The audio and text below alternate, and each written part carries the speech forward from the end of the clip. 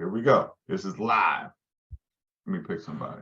I ain't seen Rhonda Martin in a while. Hey, Rhonda, remember when we first met in our VIP buyer presentation? I talked about our commission was 4% and it's paid by the seller. Remember that? You go, yeah, I remember that. Yeah. Yes. Yes, awesome. The listing agent here is only paying 2%. So we have a shortage of 2%, which is $6,000. So as you see, because we're on Zoom or we're in person, this $6,000 I'm going to ask for in seller paid closing costs, so you don't have to pay it. Do you need me to ask for any more funds for you? Yes. Okay, how much do you need? Okay, so I need 3,000. Okay, so you 3,000. So you want me to add 3,000 to the 6,000, which is part of what we agreed on. So that'd be 9,000. Yes.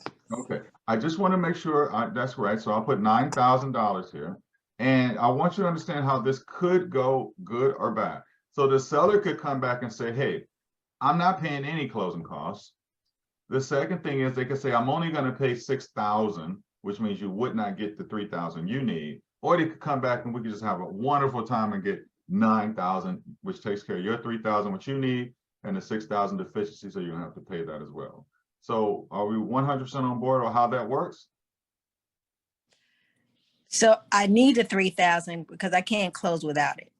Okay, I understand that. But I just want to make sure, you understand, I can't control and make sure the seller does this. I'm just going to submit it. Is that okay? Okay. Then when it comes back, we'll just see what we need to do at that point, right? Okay. Yeah. Okay. So the seller comes back and they say, well, all right, here goes a call, Rhonda. Hey, Rhonda, I got the offer back and the counter, and I did everything I could.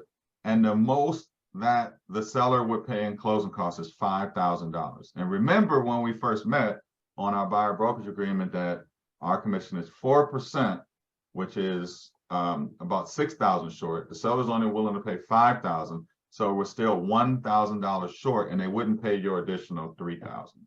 So what I can do, because I talked to my broker, is we can cut our fee sum down to 5,000. That's as low as she's willing to go. But you would have to come up with the other 3,000 on your own. So I remember when we talked, and I asked you how much money you had for closing costs from all these different sources, and you said X. Is that still the case? You said 15,000. That's correct. Okay, perfect. So technically, although you'd like it, you really don't need it. We can still get the deal closed, right? I really want it though. I know. I really want you to have it. I wish I could. But right now, at least you're going to get the home you love. And I sell her on the dream of building memories, blah, blah, blah. Whatever I found out in the VIP buyer. This is why the VIP buyer presentation, you have to be so good at it. You guys understand that? This is why. Yep. This is why we created this system. That's a $1 million a year commission system.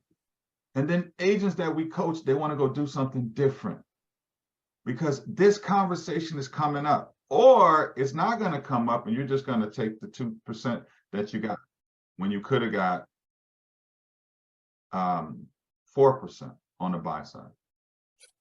And you guys know I have alters as big as my head that I can stack up and show you all the alters where we made 4%, right? On the buy side. So that's how it goes. So now you understand that how important a VIP buyer presentation is to get them to buy into which 9 VIP buyer benefits they loved. Also finding out where all the money was up front, because when people first meet you, they're open. But when you start going out looking at homes and we start so you know you're going to get to the day where you got to write this contract. And you already know